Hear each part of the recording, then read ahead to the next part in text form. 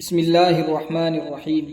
معزز سامعین و ناظرین، آپ حضرات کے سامنے اس تاریخ دنیا کا سب سے ظالمانہ واقعہ بیان کرنے کی کوشش کر رہا ہوں۔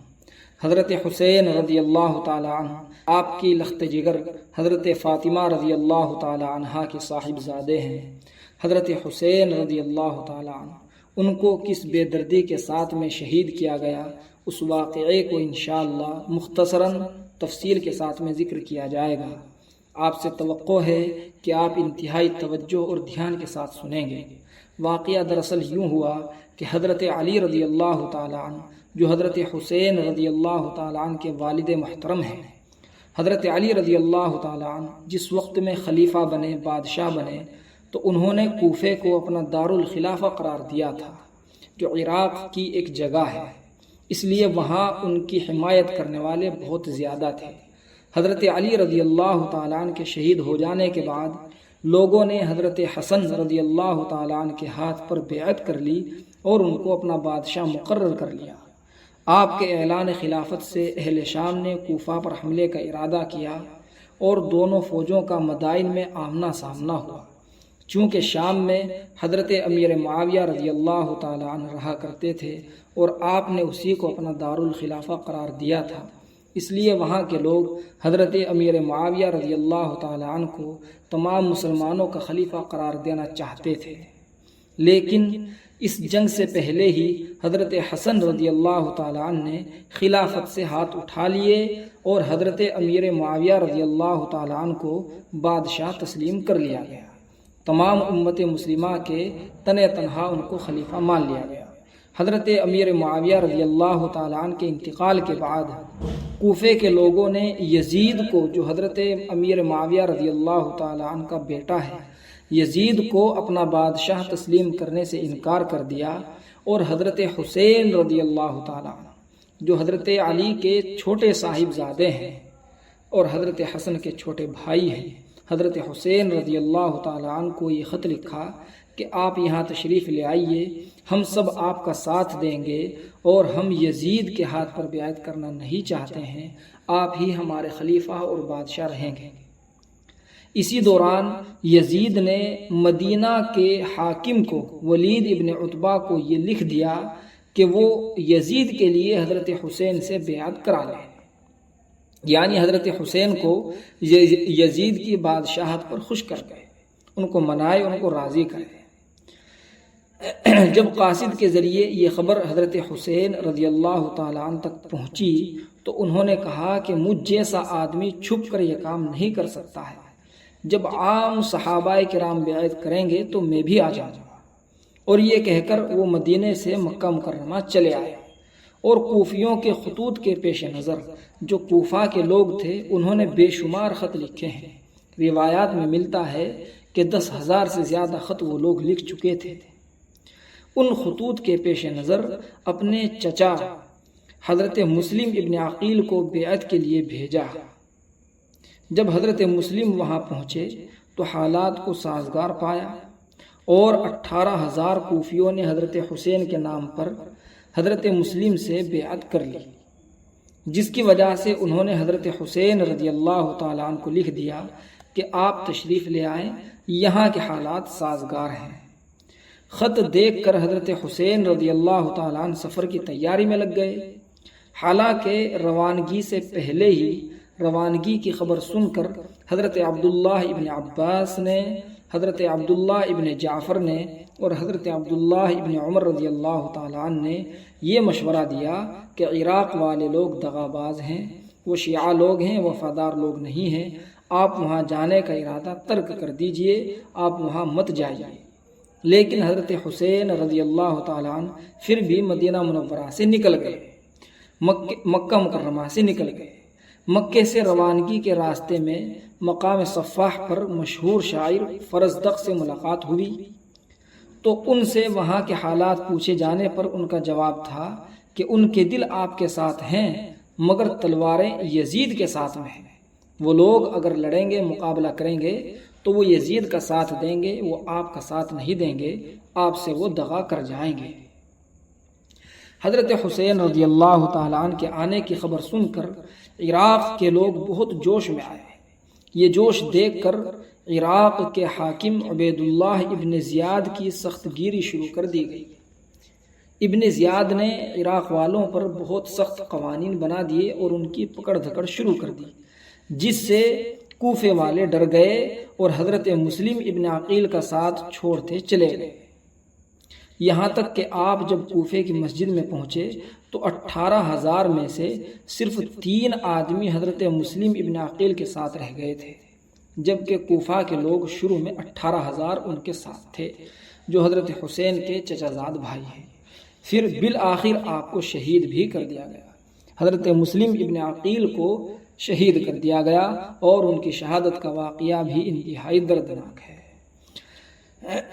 ثعلبہ نامی مقام پر مسلم ابن عقیل کی شہادت کی خبر ملی حضرت حسین رضی اللہ تعالی عنہ کو، تو آپ نے واپسی کا ارادہ فرمایا اور آپ کو یقین آ گیا کہ کوفے والے وفاداری نہیں کر رہے ہیں، مگر ان کے رشتہ داروں کی ضد کی وجہ سے پھر عازم سفر ہو گئے، پھر سفر کے ارادے پر چل پڑے، چونکہ ان کے رشتہ داروں کا کہنا یہ تھا کہ اب ہمارا واپس جانا یہ ذلت کا باعث ہے۔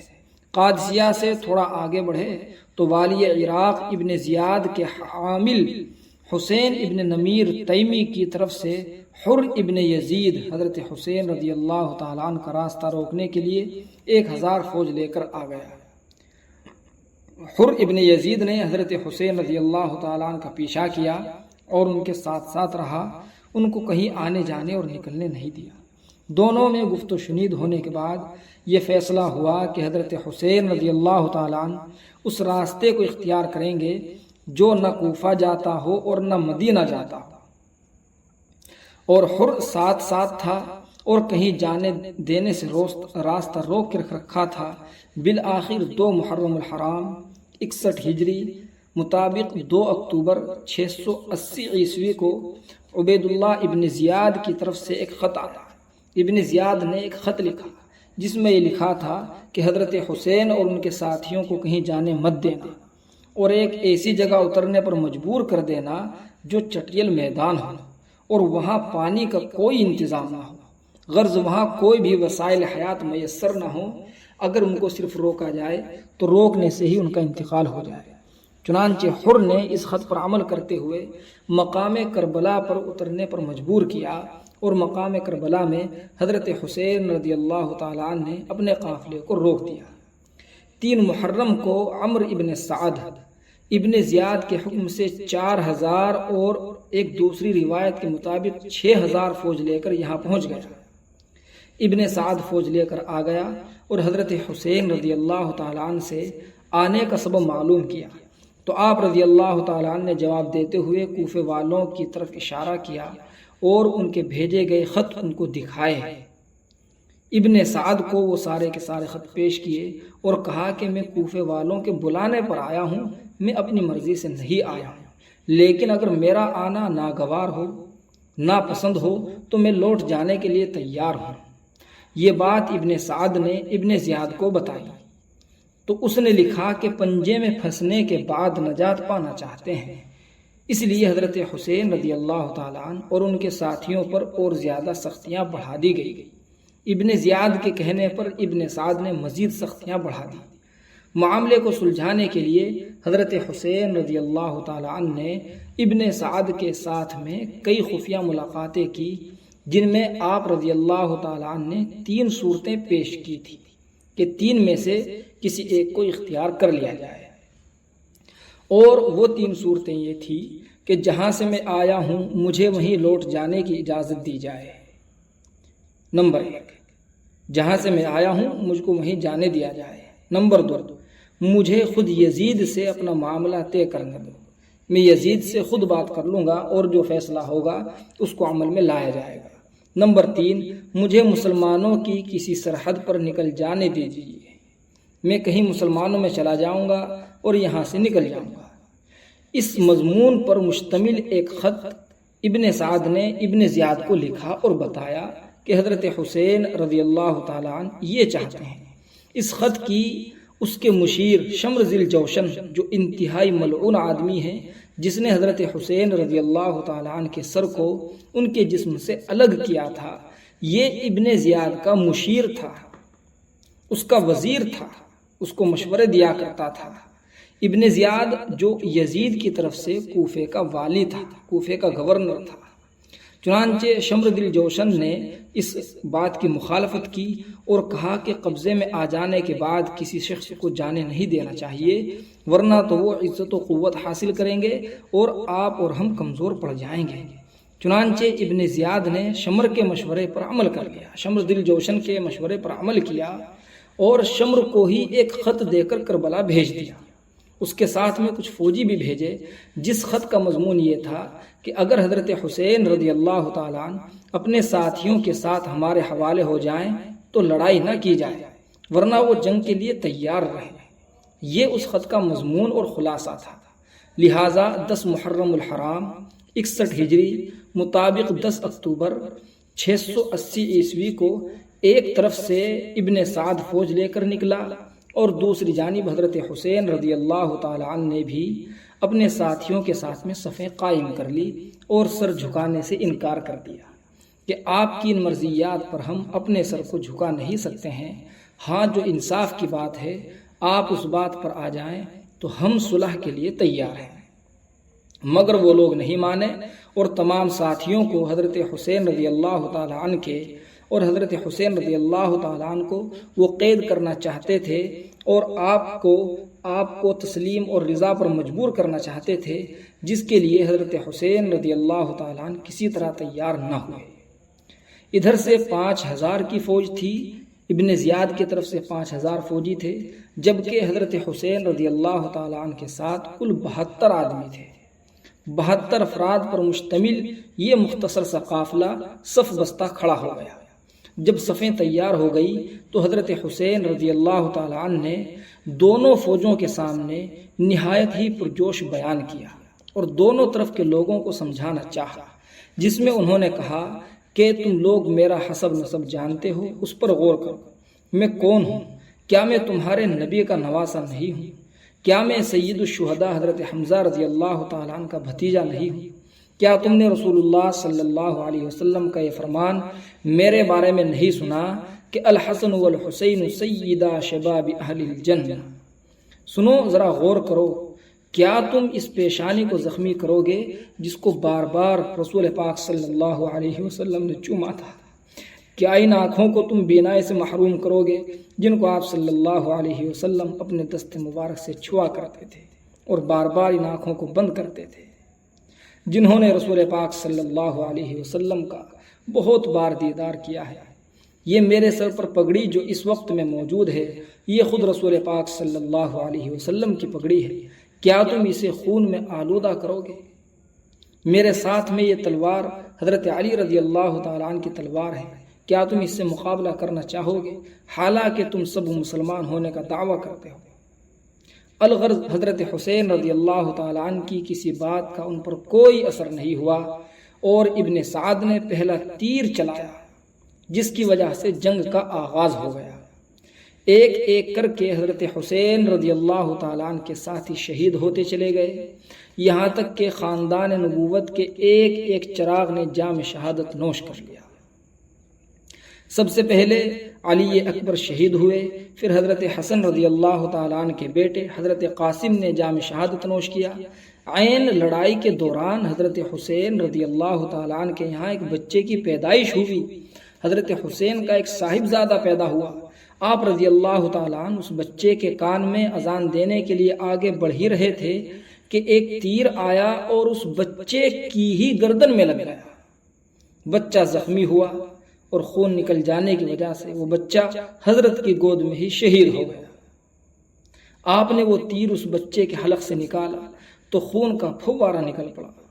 خون کو چلو میں لے کر حضرت حسین رضی اللہ تعالی عنہ نے آسمان کی طرف اچھالتے ہوئے ارشاد فرمایا کہ اے اللہ، اگر تو نے ہم سے اپنی مدد کو روک لیا ہے تو تو وہی فرما جس میں بہتری ہو۔ الغرض مختصر دعائیں کی۔ اب قافلہ حسینی میں صرف حضرت حسین رضی اللہ تعالیٰ عنہ کی ذات باقی رہ گئی تھی اور کچھ عورتیں باقی تھی جو خیموں میں موجود تھی۔ ستم پر ستم یہ ڈھایا گیا کہ سب عورتوں کا پانی روک دیا گیا۔ جن خیموں میں وہ موجود تھی ان خیموں میں آگ لگا دی گئی۔ حضرت حسین رضی اللہ تعالی عنہ میدان میں تھے، گھمسان کی لڑائی چل رہی تھی، آپ رضی اللہ تعالی عنہ کو انتہائی شدت کی پیاس محسوس ہوئی، بہت زیادہ پیاس لگی۔ آپ رضی اللہ تعالی عنہ پانی پینے کے لیے فرات کی طرف بڑھے کہ صرف پانی پی لوں، لیکن دشمنوں نے ایک تیر مارا جو حضرت حسین رضی اللہ تعالی عنہ کے حلق میں لگا اور خون نکلنا شروع ہو گیا۔ زرعہ ابن شریک تمیمی نے بائیں ہاتھ اور شانے پر ایک تلوار ماری، جس کی وجہ سے آپ رضی اللہ تعالی عنہ گھوڑے سے بھی گر گئے، اور سنان ابن انس شمر دل جوشن آگے بڑھا اور آپ کے سر کو آپ کے تن سے جدا کر دیا۔ انا للہ و انا الیہ راجعون۔ یہ وہ دردناک واقعہ ہے جس کو یہ زمین و آسمان تا قیامت تک نہیں بھول سکتے ہیں۔ پھر گھوڑے دوڑائے گئے اور آپ رضی اللہ تعالیٰ عنہ کی نعش کو روندا گیا، اس پر گھوڑوں کو بھگایا گیا۔ حضرت حسین رضی اللہ تعالیٰ عنہ کا سر جسم سے الگ کر کے کوفے میں ابن زیاد کے پاس لے جایا گیا۔ اس نے سر مبارک کے لب پر چھڑی ماری تو زید ابن ارقم جو صحابی ہیں وہ وہاں موجود تھے، انہوں نے فوراً روک دیا۔ پھر حضرت حسین رضی اللہ تعالیٰ عنہ کا یہ سر جو کبھی رسول پاک صلی اللہ علیہ وسلم کی گود میں کھیلا کرتا تھا، آج ہی اپنے جسم سے جدا یزید کے پاس بھیجا گیا۔ یزید اس وقت میں دمشق میں تھا۔ یزید نے یہ دیکھ کر بہت افسوس کیا اور کہا کہ قتل کے بغیر بھی یہ مسئلہ حل کیا جا سکتا تھا، ظالموں کی شخصیت کو تم نے آج شہید کیا ہے۔ اور پھر کہا کہ یہ حضرت حسین رضی اللہ تعالیٰ عنہ کی اجتہادی غلطی تھی جس کا نتیجہ شہادت کی شکل میں سامنے آیا۔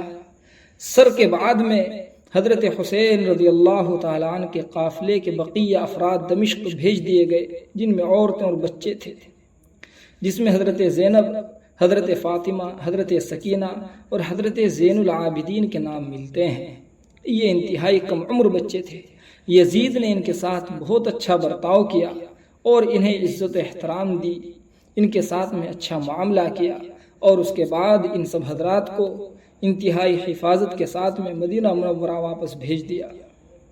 آپ غور کیجئے، اس معاملے میں ایک مشہور مغربی شاعر گوئٹے نے کہا ہے کہ انسانی عظمت کی انتہا یہ ہے کہ وہ افسانہ بن جائے۔ حضرت حسین رضی اللہ تعالیٰ عنہ کی شہادت کا واقعہ اس کی زندہ مثال ہے۔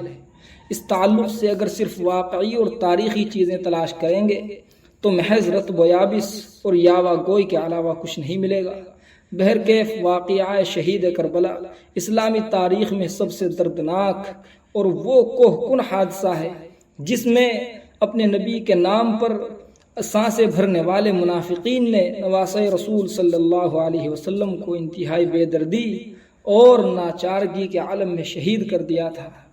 اس بات کی جتنی بھی مذمت کی جائے کم ہے، لیکن اس واقعے پر جشن منانے والے، ماتم کرنے والوں کو دیکھ کر یہ یقین کرنا مشکل ہو جاتا ہے کہ یہ در حقیقت میں وہی لوگ ہیں۔ یہ بات قسم کھا کر کہی جا سکتی ہے کہ یہ حضرت حسین رضی اللہ تعالیٰ عنہ کے چاہنے والے نہیں ہیں، کیونکہ واقعہ شہادت حسین رضی اللہ تعالیٰ عنہ پر کوئی بھی حسین کا ماننے والا ڈھول نہیں بجا سکتا، کوئی بھی ناچ نہیں سکتا، کوئی بھی اس شہادت کو تماشا نہیں بنا سکتا۔